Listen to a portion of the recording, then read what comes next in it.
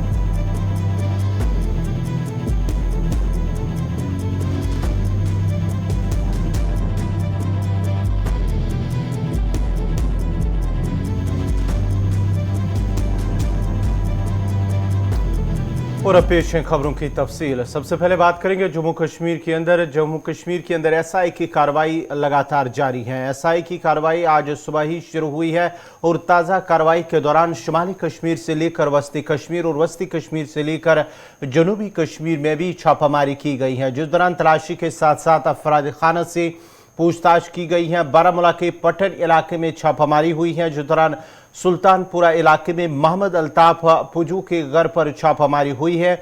SI की team के हमरा पुलिस और सीआरपीएफ एहलकार भी वहां पर मौजूद थे, जबकि जनूबी कश्मीर के शोपियां के आवनीरा और वची इलाकों में भी छापामारी कार्रवाई अंजाम दी गई है।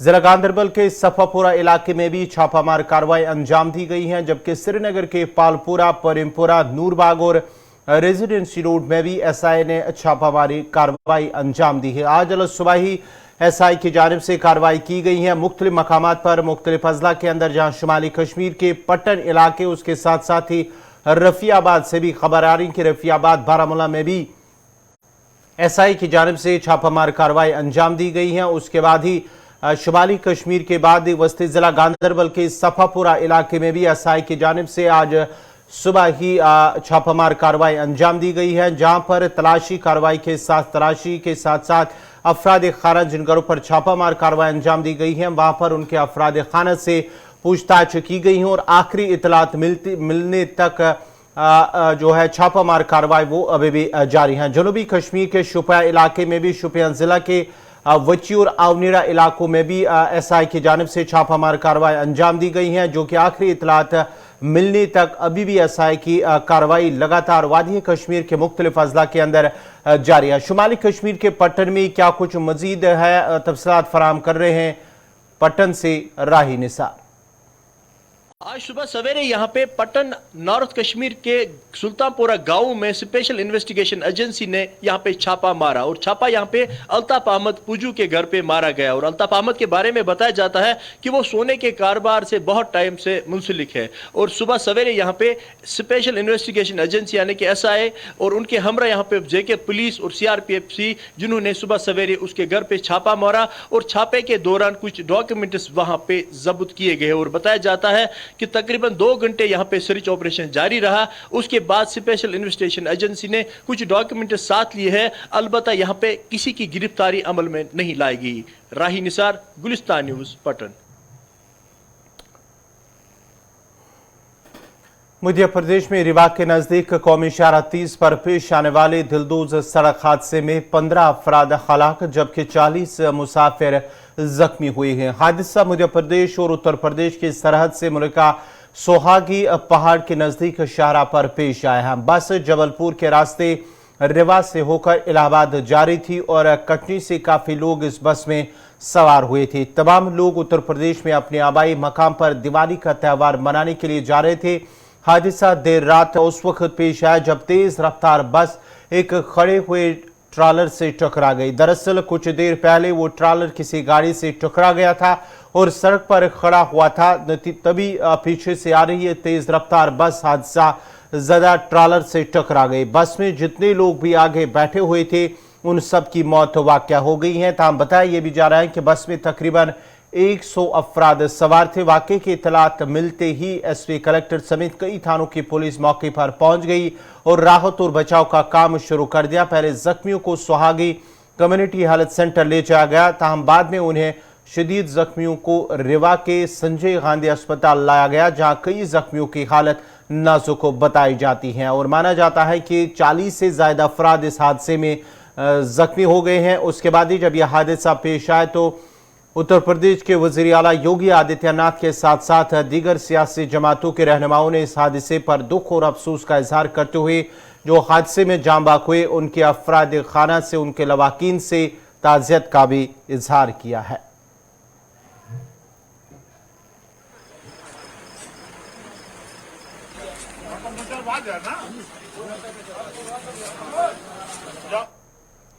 वादी में इजाफे राशन स्कीम बंद होने से सार्फिन परेशान नजर आ रहे हैं। सार्फिन का कहना है कि 5 किलो चावल फराम करना जरूरत को पूरा करने के लिए काफी नहीं है। उन्होंने कहा कि लोग पहले ही परेशान हैं और अब इजाफी राशन बंद करने से उनके मुश्किलात में मजीद इजाफा हो गया।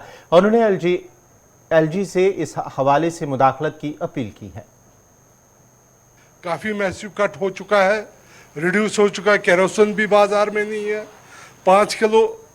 5 किलो ये देते हैं एक राशन कार्ड पे। मैं गुजारिश करना चाहता हूँ एलजी एडमिनिस्ट्रेशन को, आप ज़रा इस बात पे गौर कीजिए कि 5 किलो पे क्या बन सकता है। इसमें जो मैक्सिमम जो डाउन ट्रॉडन पीपल्स है, ST जो माइनॉरिटी डाउन ट्रॉडन पीपल है, माइनॉरिटीज है, उनके ऊपर ज़्यादा असर पड़ गया। मैं यही गुजारिश कर 2016 में JKFES के तहत जो हमें कोटा मिलता था, हम एलजी एडमिनिस्ट्रेशन से हमें मुफ्त नहीं चाहिए। अगर एडिशनल कोटा हमें मिल रहे तो उस पर हम पैसा दे देंगे, मगर ये 5 किलो इस पे क्या हमारा बन सकता है। दूसरा रहा मसला, एक चीज़ साथ साथ राशन केरोसिन भी गायब है बाज़ारों में। अगर यहाँ कश्मीर प्रोविंस में ये राशन को थोड़ा बहुत बढ़ा देंगे, एडिशनल कोटा हमें जो प्रोवाइड करेंगे 5 किलो के अलावा, ले रहे क्या हो जाएगा। 5 किलो राशन से किसका अयाल पलेगा। एक आदमी भी अपना पेट महीने भर 5 रुपए इस 5 किलो के राशन पर नहीं भर सकता है। और उसके बदले में इनको मिलता था, किसी को 5 केजी, कोई 10 केजी, 20 केजी, 40 केजी, 15 रुपए के। और हम ये भी कह रहे थे उससे पहले कि जो 5 केजी मुफ्त मिलता था राशन उसको बढ़ा देना चाहिए। और सरकार तो उल्टा ही कर रही है हर बार। लिहाजा सरकार को भी, एलजी सरकार को भी, इंतज़ामिया को भी और ये जो वाबस्ता है डिपार्टमेंट मुतल्लिका महकमा, इनको फिर से गौर पर करना पड़ेगा। गरीब आवाम, मजलूम आवाम, इनके दुख दर्द को समझना पड़ेगा। और जो अभी 15 रुपए का एवज में 4 किलो 10 किलो राशन एक्स्ट्रा मिलता था, आज बहुत अफसोस का मुकाम है सरकार ने वो भी बंद कर दिया। सरकार निवाला छीन रही है गरीबों से। मुंह तक गरीब मजदूरी करके, मेहनत मशक्क़त करके, 4 पैसे कमाकर 2 निवाले मुंह तक लाती है। और सरकार इतनी जालिम है, सरकार इतनी गुंडागर्दी पर आई है कि वो निवाले भी छीन रहे हैं इनसे। मैं गुजारिश करूंगा सरकार से, हम गुजारिश करेंगे एलजी इंतज़ामिया से, हम गुजारिश करेंगे मुतल्लिका महकमे से कि वो इन लोगों की रखवाली करें, इनके पेट का ख्याल रखें। उधर महकमा उमूर सारिफीन व अवामी तकसीम कारी के डायरेक्टर डॉक्टर अब्दुल सलाम भी ने कहा है कि हुकूमत की जानिब से सारिफीन को इजाफी राशन फराम करने के लिए शुरू की गई स्कीम को फिलहाल रोक दिया गया। तमाम सारिफीन को हर माह 5 किलो राशन आमतौर पर मिल रहा है क्योंकि इसमें कोई कमी नहीं की गई। उन्होंने उम्मीद जाहिर करते हुए कहा कि बहुत जल्द इस हवाले से कुछ इकदाम उठाए जाएंगे। जो पहले FPS कहते थे ना, इसको जो एडिशनल होता था उसको देते थे हम, जिसको कम पड़ता था उसको देते थे वो, उससे लेकिन उसको 15 रुपये में मिलता था वो। तो लेकिन वो बंद किया गवर्नमेंट ने वो स्कीम को। तो अब जो भी नॉर्मल है, जो नॉर्मल नफसा में मिलता है PH वालों को या NPH वालों को, तो वो तो नॉर्मल मिलेगा ही, मिलेगी, उसमें कोई कमी नहीं हुई है। सर काफी तो वो तो हमने लिखा है, गवर्नमेंट को तो पता है, तो लेकिन अब बंद किया है तो हम उसमें कुछ नहीं कर सकते हैं क्योंकि वो हम तक नहीं है वो। हाँ हाँ बिल्कुल बिल्कुल, जो नॉर्मल मिलता है मिलेगा वो। जो नफसा में 5 किलो मिलता है ना, हर एक को 5 किलो मिलता है। हाँ AY को मिलता है एक राशन कार्ड को 35 किलो, एक राशन कार्ड को 35 किलो, चाहे 2 उसमें होंगे, 3 होंगे, 4 होंगे, उसको 35 किलो मिलेगा। लेकिन जो बाकी है PH वाले, यानी BPL में दो कैटेगरीज है, AY और PH को 5 किलो पर हेड मिलता रहेगा।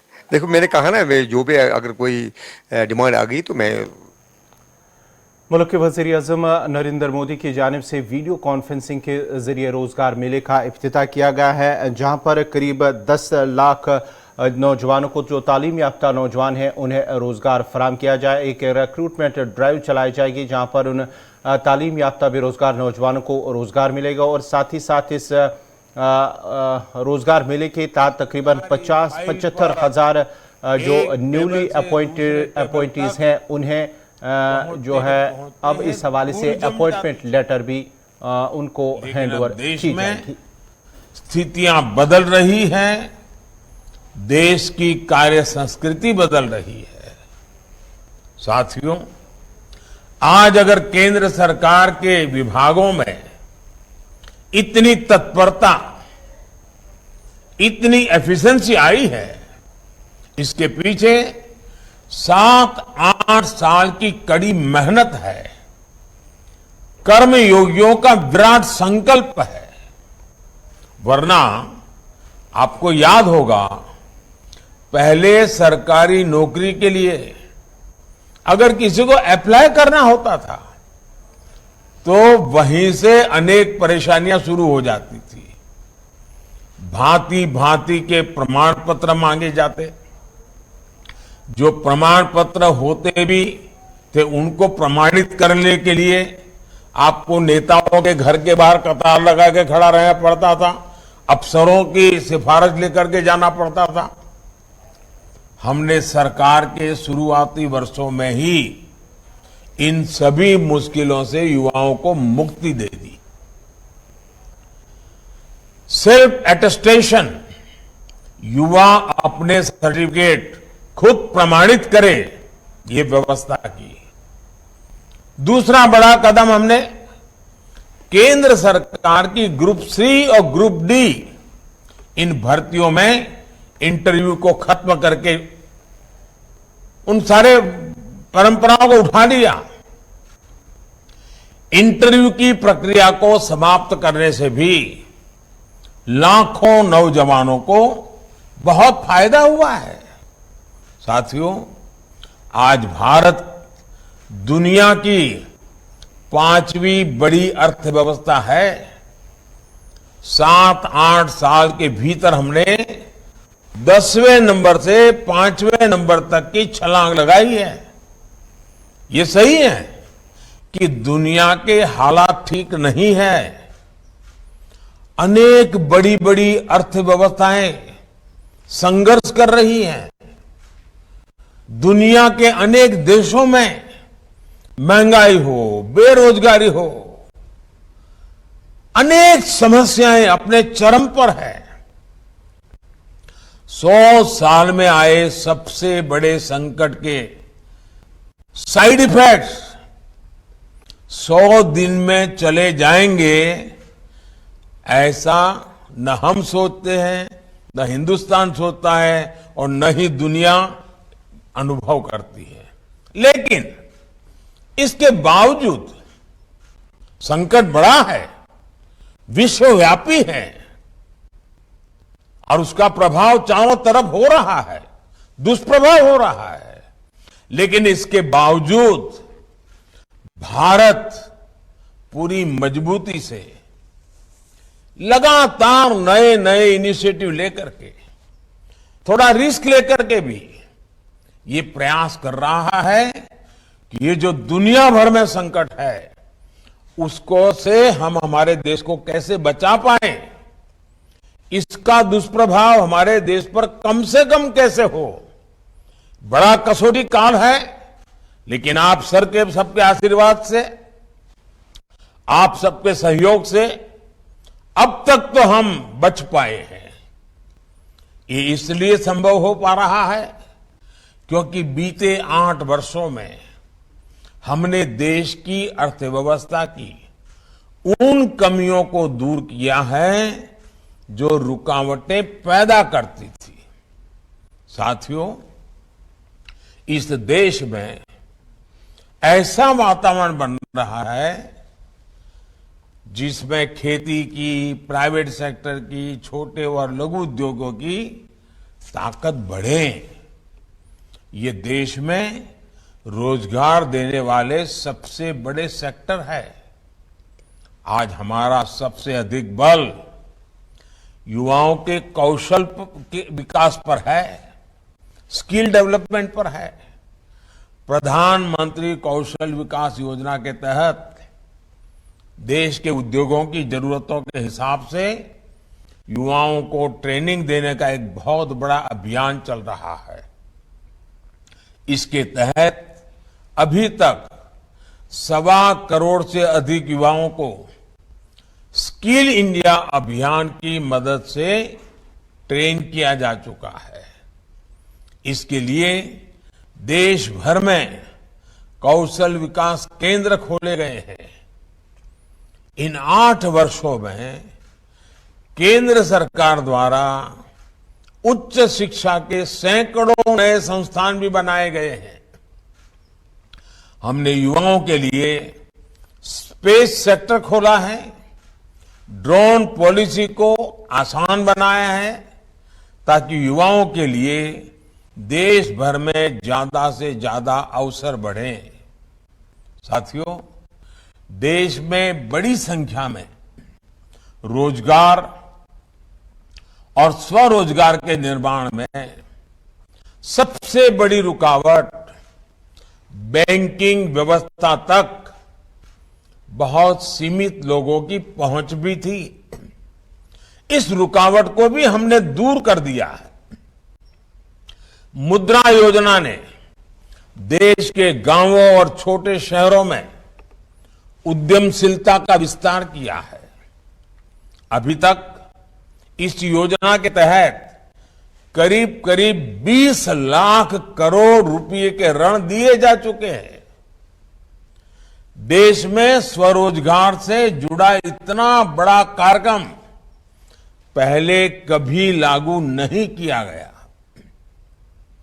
इसमें भी जितने साथियों को यह ऋण मिला है उसमें से 7.5 करोड़ से अधिक लोग ऐसे हैं जिन्होंने पहली बार अपना कोई कारोबार शुरू किया है, अपना कोई बिजनेस शुरू किया है। और इसमें भी सबसे बड़ी बात, मुद्रा योजना का लाभ पाने वालों में लगभग 70% लाभार्थी हमारी बेटियां हैं, माताएं बहनें हैं। इसके अलावा एक और आंकड़ा बड़ा महत्वपूर्ण है। बीते वर्षों में सेल्फ हेल्प ग्रुप से 8 करोड़ महिलाएं जुड़ी हैं जिन्हें भारत सरकार आर्थिक मदद दे रही है। ये करोड़ों महिलाएं अब अपने बनाए उत्पाद देश भर में बिक्री कर रही है, अपनी आय बढ़ा रही हैं। अभी मैं बद्रीनाथ में कल पूछ रहा था, माता बहनें जो सेल्फ हेल्प ग्रुप मुझे मिली, उन्होंने कहा इस बार जो बद्रीनाथ यात्रा पे लोग आए थे, हमारा 2.5 लाख रुपया हमारा एक एक ग्रुप की कमाई हुई है। साथियों, गांव में बड़ी संख्या में रोजगार निर्माण का एक और उदाहरण हमारा खादी और ग्रामोद्योग भी है। देश के पहली बार खादी और ग्रामोद्योग 1 लाख करोड़ रुपए से अधिक का हो चुका है। इन वर्षों में खादी और ग्रामोद्योग में 1 करोड़ से अधिक रोजगार बने हैं। इसमें भी बड़ी संख्या में हमारी बहनों की हिस्सेदारी है। साथियों, स्टार्टअप इंडिया अभियान ने तो देश के युवाओं के सामर्थ्य को पूरी दुनिया में स्थापित कर दिया है। 2014 तक जहां देश में कुछ 100 स्टार्टअप थे, आज ये संख्या 80,000 से अधिक हो चुकी है। हजारों करोड़ रुपए की अनेक कंपनियां इस दौरान हमारे युवा स्थापित साथियों ने तैयार कर ली हैं। आज देश के इन हजारों स्टार्टअप्स में लाखों युवा काम कर रहे हैं। देश के एमएसएमईज में, छोटे उद्योगों में भी आज करोड़ों लोग काम कर रहे हैं, जिसमें बड़ी संख्या में साथी बीते वर्षों में जुड़े हैं। कोरोना के संकट के दौरान केंद्र सरकार ने एमएसएमईज के लिए जो 3 लाख करोड़ रुपए से ज्यादा की मदद की, उससे करीब 1.5 करोड़ रोजगार जिस पर संकट आया हुआ था वो बच गए। भारत सरकार मनरेगा के भी माध्यम से देश भर में 7 करोड़ लोगों को रोजगार दे रही है और अब उसमें हम एसेट निर्माण, एसेट क्रिएशन पर बल दे रहे हैं। डिजिटल इंडिया अभियान ने भी पूरे देश में लाखों डिजिटल एंटरप्रेन्योर का निर्माण किया है। देश में 5 लाख से अधिक कॉमन सर्विस सेंटर में ही लाखों युवाओं को रोजगार मिला है। 5G के विस्तार से डिजिटल सेक्टर में रोजगार के अवसर और बढ़ने वाले हैं। साथियों, 21वीं सदी में देश का सबसे महत्वाकांक्षी मिशन है मेक इन इंडिया, आत्मनिर्भर भारत। आज देश कई मामलों में एक बड़े आयातक इंपोर्टर से एक बहुत बड़े निर्यातक एक्सपोर्टर की भूमिका में आ रहा है। अनेक ऐसे सेक्टर हैं जिसमें भारत आज ग्लोबल हब बनने की तरफ तेजी से आगे बढ़ रहा है। जब खबर आती है कि भारत से हर महीने 1 अरब मोबाइल फोन पूरी दुनिया के लिए एक्सपोर्ट हो रहे हैं, तो ये हमारे नए सामर्थ्य को ही दिखाता है। जब भारत एक्सपोर्ट के अपने पुराने सारे रिकॉर्ड तोड़ देता है, तो वे इस बात का सबूत होता है कि ग्राउंड लेवल पर रोजगार के नए अवसर भी बन रहे हैं। आज गाड़ियों से लेकर मेट्रो कोच, ट्रेन के डिब्बे और डिफेंस के साजो सामान तक अनेक सेक्टर में निर्यात तेजी से बढ़ रहा है। ये तभी हो पा रहा है क्योंकि भारत में फैक्ट्रियां बढ़ रही है। फैक्ट्रियां बढ़ रही है तो उसमें काम करने वालों की संख्या बढ़ रही है। साथियों, मैन्युफैक्चरिंग और टूरिज्म 2 ऐसे सेक्टर हैं जिसमें बहुत बड़ी संख्या में रोजगार मिलते हैं। इसलिए आज इन पर भी केंद्र सरकार बहुत व्यापक तरीके से काम कर रही है। दुनिया भर की कंपनियां भारत में आए, भारत में अपनी फैक्ट्रियां लगाएं और दुनिया की डिमांड को पूरी करें। इसके लिए प्रक्रियाओं को भी सरल किया जा रहा है। सरकार ने प्रोडक्शन के आधार पर इंसेंटिव देने के लिए पीएलआई स्कीम भी चलाई है। जितना ज्यादा प्रोडक्शन उतना अधिक प्रोत्साहन, ये भारत की नीति है। इसके बेहतर परिणाम आज अनेक सेक्टर्स में दिखने शुरू भी हो चुके हैं। बीते वर्षों में ईपीएफओ का जो डेटा आता रहा है, वो भी बताता है कि रोजगार को लेकर के सरकार की नीतियों से कितना लाभ हुआ है। 2 दिन पहले आए डेटा के मुताबिक इस साल अगस्त के महीने में करीब 17 लाख लोग ईपीएफओ से जुड़े हैं। मैं अगस्त महीने की बात कर रहा हूं।